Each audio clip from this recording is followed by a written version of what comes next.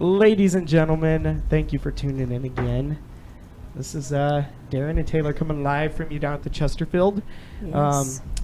Tonight, the Hit The Pavement Tour kicks off here in Sioux. Well, it doesn't kick off, but it's here in Sioux City. We've got 3 bands coming tonight. We've got Vajra out of New York. We've got Silver Tongue out of Maryland. Baltimore, Maryland, and then, of course, Via out of Minneapolis. So, we're sitting down with Anna Maria and Dave. And Dave. Don't forget from Dave. Vajra. How you guys doing tonight? We're good, We're thank good. you.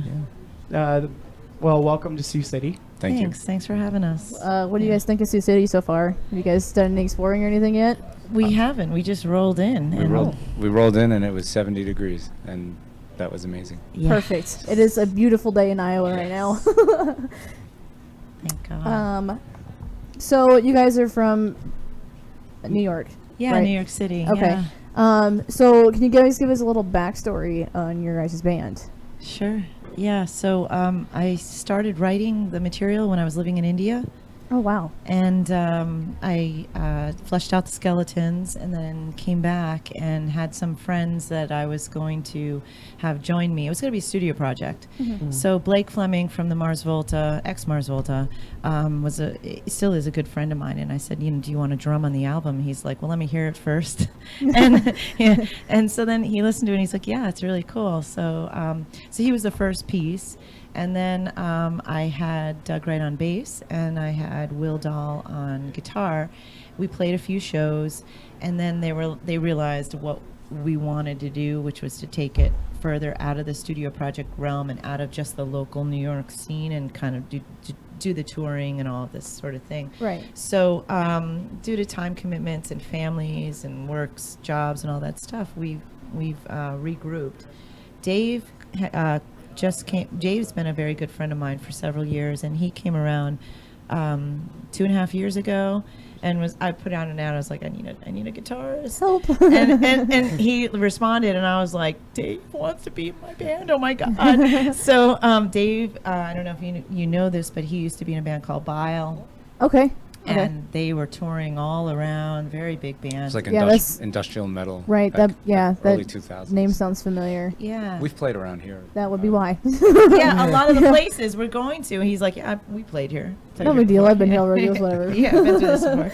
So he came on board, and A funny story, she put the ad out, and I said, is it something I'd be interested in? And she says, oh, it's my band. And I'm like, oh. So I learned all the stuff, and I was like, listen, if I suck, if I can't play any of it, when I come down and audition, we'll go out and have a drink and whatever. We're still friends. Mm-hmm. So that was cool to join a friend's band rather than join a band that was somebody I didn't know. Right. Yeah. So, and I didn't suck.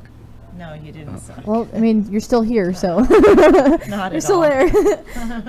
Can you each give us a little bit about your own individual backgrounds? Sure. I'm kind of like a vagabond. I grew up in upstate New York. I went to school in the city. Didn't know what I wanted to do. Kind of had some time to play with.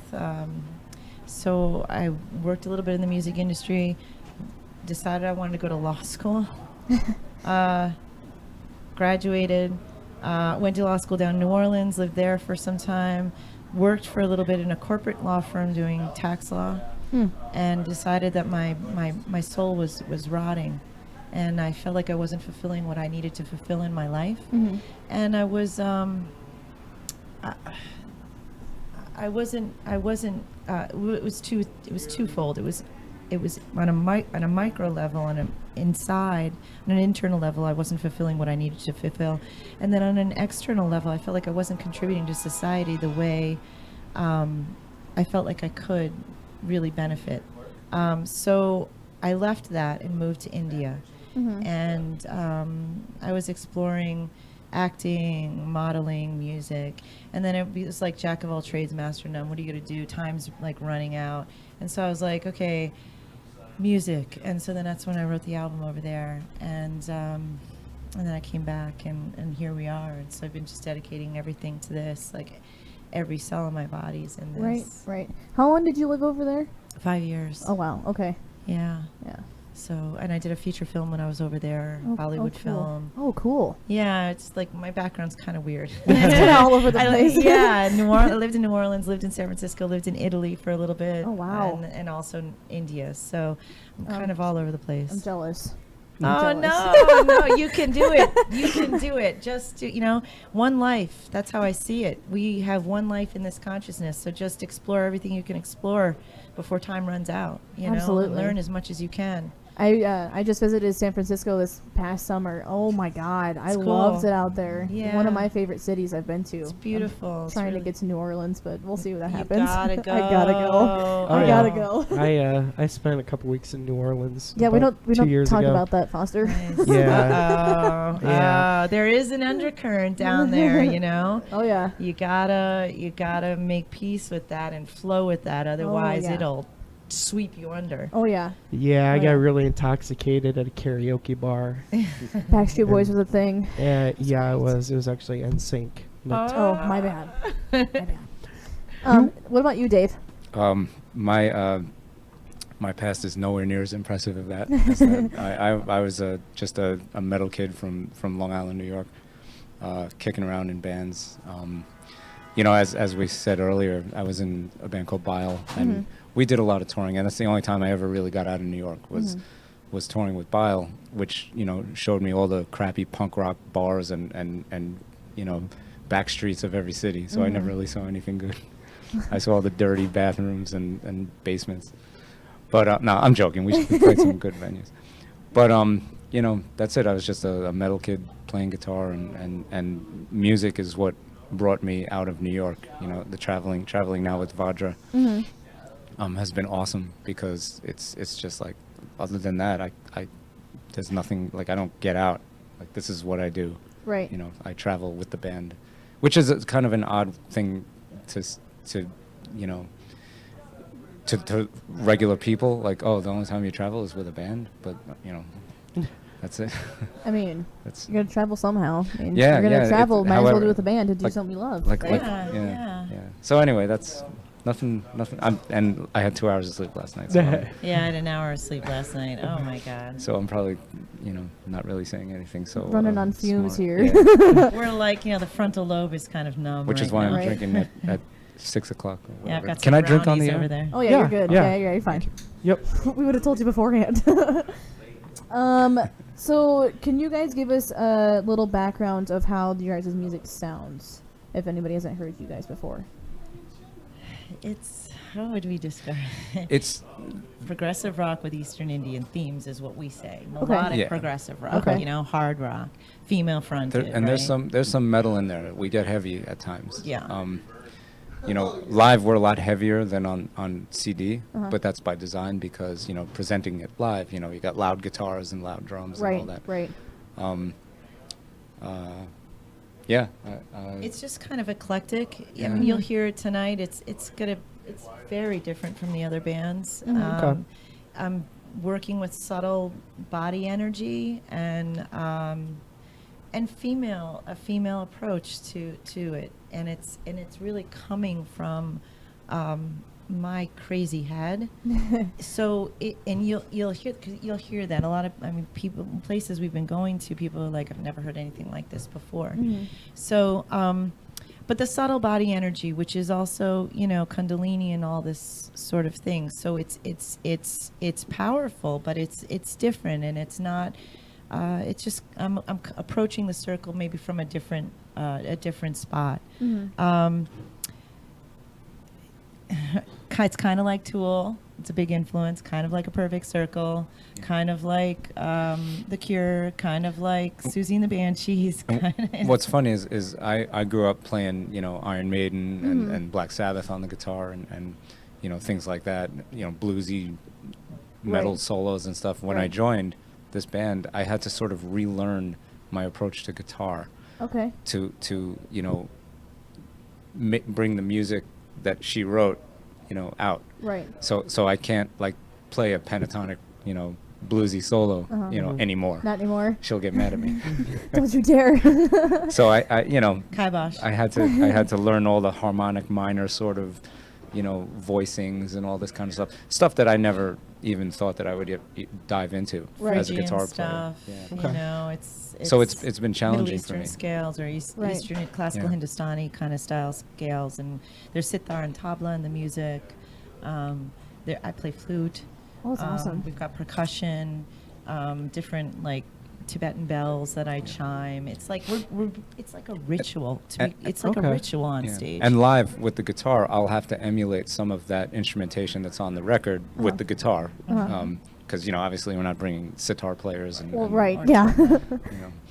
yeah. So, it's challenging and it's a lot of fun. And it's, I can't drink before we play as I sip a beer because I don't want to screw up, Right. Right.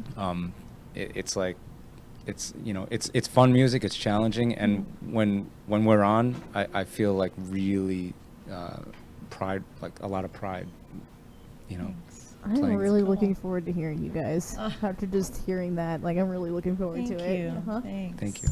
What has been your biggest challenge as a band, and have you been able to overcome that challenge? Keeping members. It's hard. At this level that we're at, we're not making money. Mhm. Yeah. We're not supporting ourselves. We're breaking even. Mhm. And so it's hard for people to take off work or to go on the road to support this whole thing. And so, as much as people want to be a part of the project and they're enthusiastic about the project, when you start going through the day-to-day thing about it's a lot of work for no cash. Okay. And so you have to support yourselves. And living in New York City, it sucks. Mhm. Mhm. So the rent is ridiculous. The rent is too damn high. I would have figured, yeah. So, Stuff's cheaper here in the Midwest. listen. I was saying I can't wait. If we lived in the Midwest, we would have a house. Oh, We'd yeah. be able to do Practicing it'd be all the time. practice all the time. It'd be awesome. But we have commitments over there that we're there. We're kind of Right. rooted in there That's right where home is. right Yeah. now, at least. Mhm. So that I think is a big challenge for us is finding people who can play the material and continue to tour and to carry it forward. Right. What do you think? I think that's the biggest challenge. I've constructed my life so that everything that I do revolves around playing Same. music. Same. Like, work I could take off whenever I want and do this, but I've got that relationship with my day job Mhm. that I can do it, and I've built that over the course of years. Somebody coming in, may not have that foresight that, oh, I'm joining a band that's actually going to go on tour Mhm.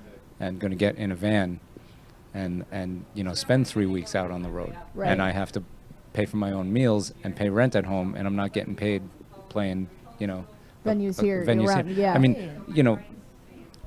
the money we make on the road goes to the hotels and the gas and Yep. and that kind of thing. Making T-shirts, van repairs, Mhm. everything like that. So there's no you're not making $100 a show, to Yeah, take home. it's you all know. going towards the band. Yeah. It's all going towards So band So stuff. that's the Absolutely. biggest challenge, and any band will tell you that that's the biggest challenge. Who's not Korn driving in a tour bus? Right. Right. Yeah. It seems to be like a common occurrence thing that around this area or around any bands, like, oh, do you guys have the original lineup? No. No. It's hard. Well, It's- she and, It I, is. she and I have become a really solid nucleus Mhm. yeah. to this band, and we're both 100% or 110% committed to it. Absolutely. So that feels good, in that. At least you have two, at least solid people. I mean, I would hope the people you guys have now are, as committed as you guys are. But I mean, if something happened down the road, it's still you guys. It So. feels so good because before he came, I didn't have that. Mhm. And so, having someone that's like your brother on it's family, and I always say to him, if you weren't here, I don't know what the hell I'd do, because Right. Well, I was it's the so same rough way emotionally, Mhm. you know. in my old band Bile. We were we were together. I mean, it never broke up. We just sort of stopped. Yeah, it kind of just Um, like a hiatus, and you guys never kind of came back. Never came back from it. But we were all there. We were all in, and that's what I'm used to. Mhm. You're all in. You have to be you know? all in. You can't. Yeah, you can't do absolutely. It You half-ass. can't. Exactly. I was just gonna say that. It's just not going to work, you Mhm. know. So in finding members, we say that to them. We say you got to when you come on board, you got to come on board, and it's a lot of work for no, but and people seem to get it sometimes, but then they. As time goes on and they as it happens and unfolds, Yeah. it becomes a difficult thing to. And there's no money, and there's no sleep, and there's a lot of driving, and Yeah. there's a lot of junk food, and it's like, well, what am I doing? Yeah. What's yeah. happening? But What day am but I on the other hand, Yeah. you're playing when you play at night, in front of a crowd that appreciates you. That Mhm. that hopefully makes it all worthwhile for Yeah. those people. You know? Mhm. And for me, that's like communion. That's losing. The whole thing is about losing your ego space and connecting to that like netherworld space, so that we're growing in our consciousness, and we're all connecting on that other level, and we're identifying with the similarities as opposed to the differences, and that happens on stage. It happens in the creative process, Mhm. and I love that. And the creative process is like the best, but it also happens when you're recreating it on stage. And if we're doing it right, there's a vibration that you can feel, Mhm. and it's an indescribable thing. It's The one of words- the best feelings. Yeah. Yeah, and things are Absolutely. like tingling, Absolutely. if we do it right, and we don't always do it right, but that's what it's about. Mhm. That's know? also the challenge with her songs is Mhm. that it's not straight up rock and roll songs where you're playing Back in Black and every night. Mhm. Like there's nuances to the songs that you can mess up one chord and it Mhm. throws the whole thing.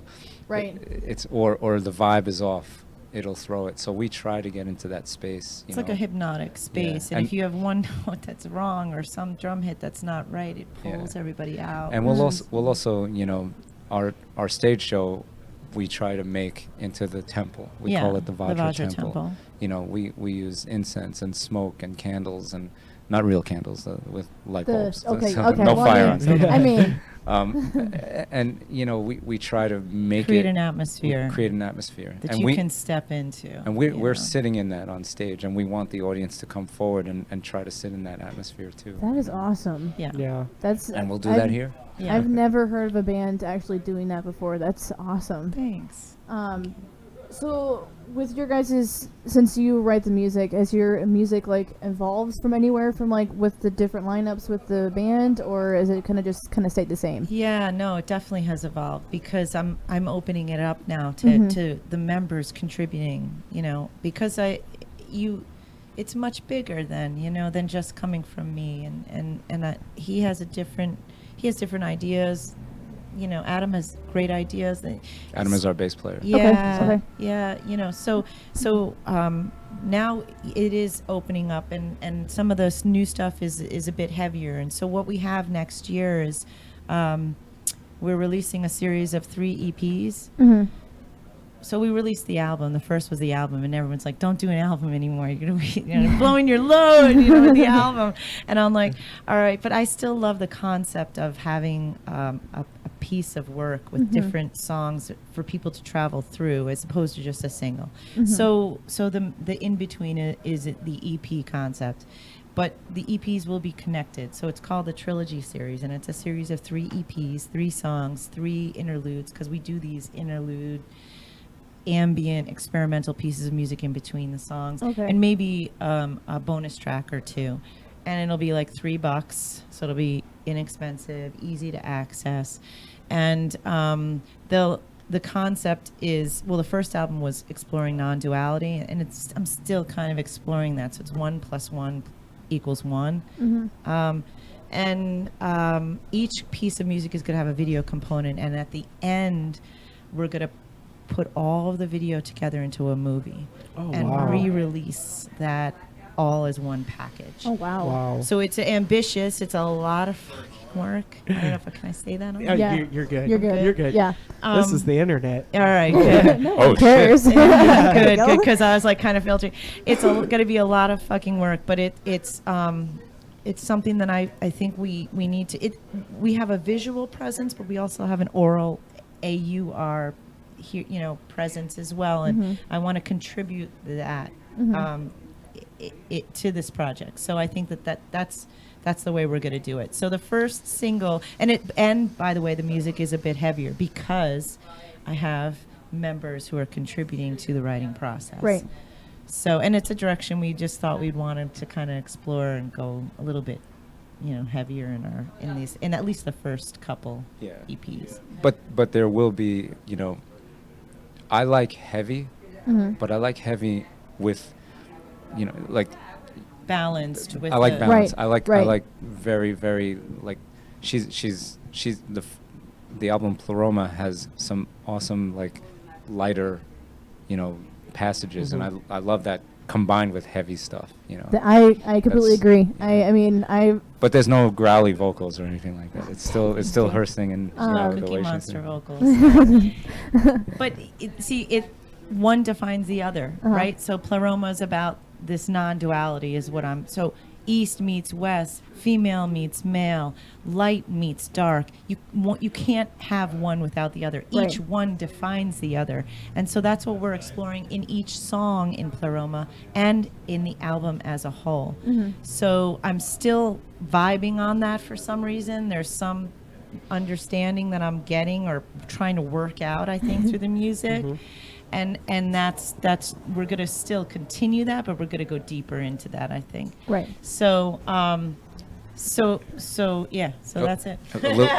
Maybe a little bit more down tuning sometimes, to add atmosphere, like darker atmosphere. Right, And right. and I'm not going to down tune to try to sound like one of the new growly bands. I'm going to down tune to make a darker atmosphere in a song that she's singing, these great harmonies and melodies too.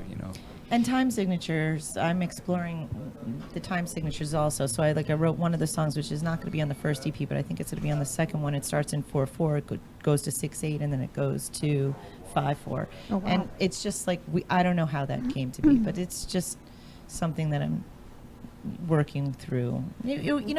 We're influenced by a tree, a leaf falling from the tree. We're influenced by this trip. Everything influences us. So The world music, around you. Yes, Yeah. What we're reading, what we're seeing, the political shit show that we're Yeah. Oh my God, yeah. So it's like everything influences your music. Otherwise, what are you doing? Right. So Right. it has to morph. It's Everything's real changing. life. Yeah. Bringing that in Absolutely. and writing that into lyrics of a song, and then also adding pieces of I guess sounds of nature into your music, and that to bring it together to make your sound real. And Yeah. like a lot of I hate to say it, but a lot of like the mainstream music out there today is so bands started out when they were real, but then you see over years and decades completely stripped down to this cookie cutter, and it's like they're not being true to themselves. That's right. Well, we're not cookie cutter at all. I could never guess that one. That's Mm. number one. And we are trying to remain true to who we are. We're going to go to Standing Rock after this. After the Okay. tour's Oh over. wow. Okay. It's what we believe in. It's how we feel we're contributing to this world.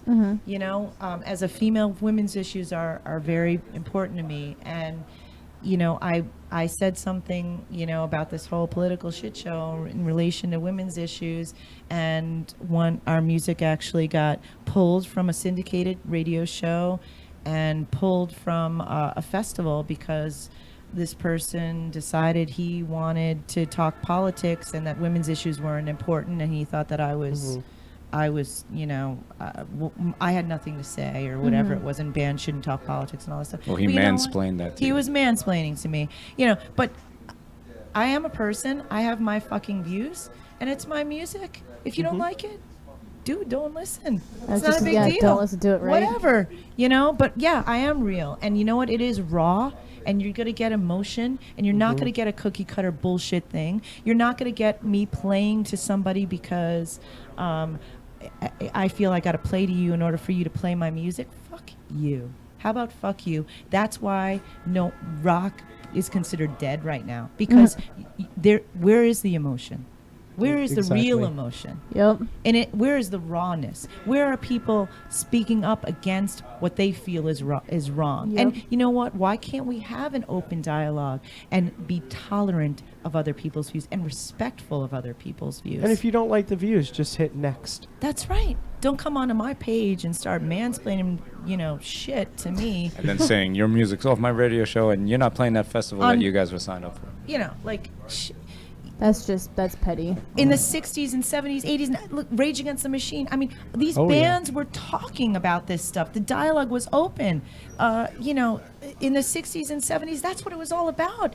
The war movement and all this stuff. Woodstock. Jefferson Airplane. Woodstock. Come on. Rage on Saturday Night Live and Sinead O'Connor on Yes. Saturday Night Live in the Yes. 90s, Yes, that's right. And, that if it wasn't for Saturday Night Live, allowing that, That's right. the creativity and the, I guess, First the- Amendment and Exactly. speaking your mind and all this stuff and that is those are the colors in our lives. Otherwise we're whitewashing everything and we're robots, and it's Stepford Wives, and it's back to the 50s and propaganda and control and all that shit. Fuck that. No.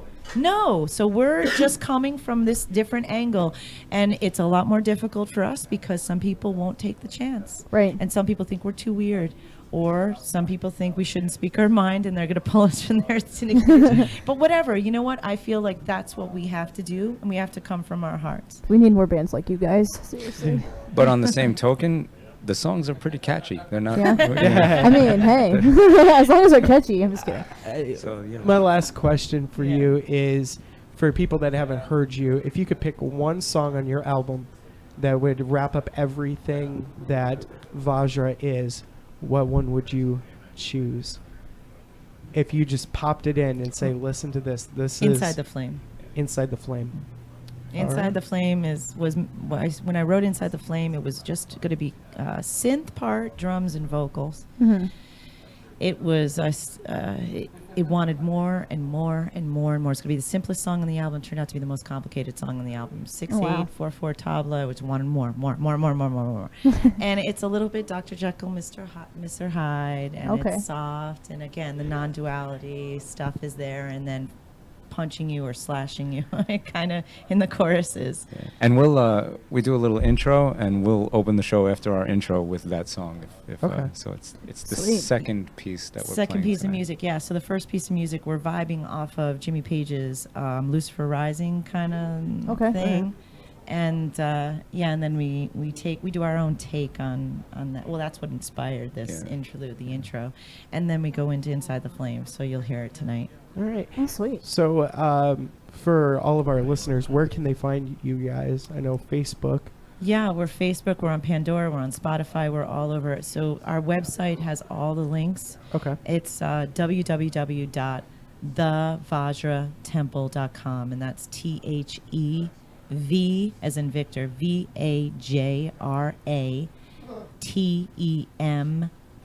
VAJRATEMPLE.com, thevajratemple.com. And we will release all those links on our Facebook page Yeah. and our website as Cool. well. Thank you. All right. And we will leave you now with Inside the Flame by Vajra. Thanks for coming in, guys. Thanks for having Thank us. you. Thanks, Thank guys. you. Thank you.